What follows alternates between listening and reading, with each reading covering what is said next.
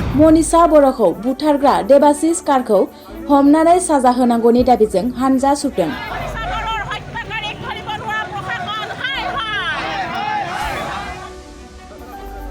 दायनिगिरि देबाशिस कारखौ दासिमबो हमनो हायाखै।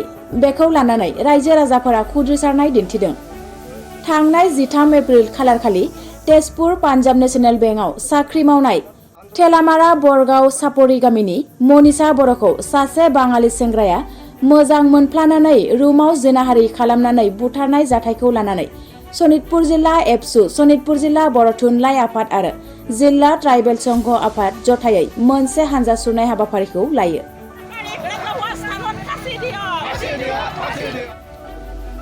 बे हाबाफारिनि गेजेरजों गुबैयै दायनिगिरि देबाशिस कारखौ गोख्रै हमनानै साजा होनांगौनि दाबिजों बे हानजा सुरनायखौ लानाय जायो। बे हाबाफारियाव जिल्ला एबसु बर' थुनलाइ आफाद आरो ट्राइबेल संघनि बिबानगिरिफोरा थेलामारा ओनसोलनि रायजो राजाफोरजों लोगोसे गुबुन गुबुन आफादफोर जेरै आसु, आदसानि बिबानगिरिफोराबो बाहागो लानानै दायनिगिरिखौ हमनांगौनि दाबि दैखांफायो। मख'नो गोनांदि बे हाबाफारियाव दुलाराय बर' फरायसा आफादनि आफादगिरि दिपेन बर' आरो मिरु बर' थुनलाइ आफादनि लेङाइ आफादगिरि प्रशान्त बर' बिथांमोना बाहागो लाफानानै खुद्रिसारनायखौ जाफुंसार जाहोयो। थांनाय जे 13 अक्ट'आव मनीषा बर' मुंनि बे थेलामारा गामिनि बरगाव सपारि होननायनि जे तेजपुराव थायोमोन आरो बेयो बिथांजोआ बेंकआव पान्जाब नेशनेल बेंकआव साख्रि मावोमोन। दुखुनांथाव बाथ्रा दि बिनि मोजां मोननाय देबाशिस कर मुंनि जे सासे सेंग्राया सासे लोगो लानानै बिथांजोखौ बे थानाय रुमाव थांनानै रेप खालामनानै बुथारनानै गालांदो होननानै जोङो गम मोनदों।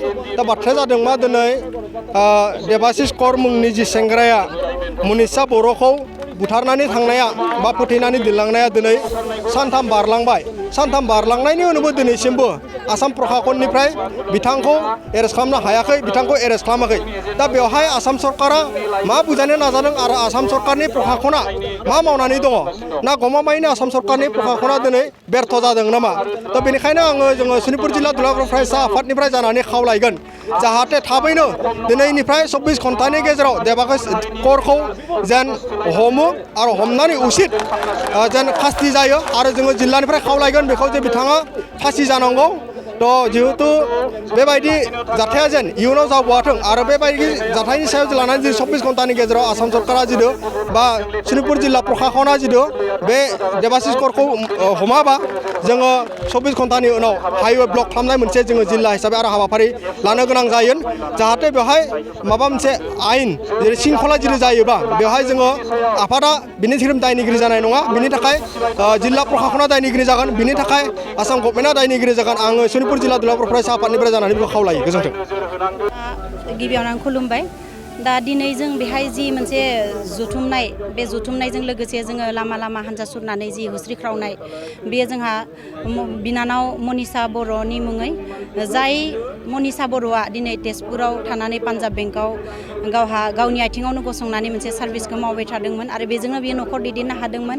बेबायदि सासे गावनि आथिङाव गसंनो हानाय सासे सिख्लाखौ गुबुन हारिनि सासे सेंग्राया बिनि थानाय रुमावनो थांनानै जि मोनसे जिनाहारि खालामनानै बुथारनाय बे जाथायखौ लानानै जों सनितपुर जिल्ला दुलाराय बाथौ गौथुम माइनाव आफादनि जानानै जोबोद दुखु मोननाय फोरमायदों।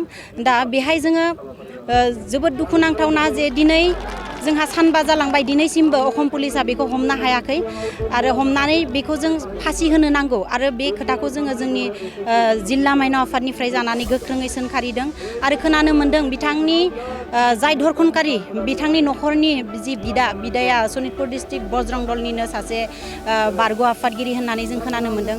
बेबायदि जातिनि मोनसे गावनि हारिनि संगठननि हाबा मावग्रा न'खरनि जुदि सुबुंफ्रानो बेबायदि हाबाखौ मावनो हायोब्ला बेयो जोबोद लाजिनांथावना आरो रावबो जों सुबुं माहारिया फोथायथावना जानो हाया। बेबायदि जुदि हारिनि हाबा मावग्रा न'खरनिनो सासे सुबुङा बेबायदि हाबाखौ मावोब्ला दा जों सोंखारिगोन आरो जों असम पुलिसखौ जों खावलायदों जे बिथांखौ हमनानै, जाय बिथाङा धरखनकारि बिथांखौ हमनानै फासि होनो नांगौ आरो बे जि मोनसे जोंहा बुंबाय थायो जे बेटि बचाओ बेटि पढ़ाओ बे खोथाया दिनै ओरैनोसो जानायफोरबायदि दिनै गावनि आथिङाव गसंखांनायनि उनावबो बेबायदि जों उदाङै मोन्थाय लानानै थानो हायैया जोंनि थाखाय हिन्जाव माहारिनि थाखाय जोबोद दुखुनांथावना जानानै फैदों दा जों बेखौनो खावलायदों जे न'खरा माबा मोनसे बेबायदि मोन्थायखौ मोननो हानांगौ आरो लोगोसे बे जाय हाबाखौ मावग्रा बे हाबा मावग्रा सुबुंखौ हमनानै फासि होनो नांगौ जोंनिफ्राय गोख्रों बेयो खावलायनाय।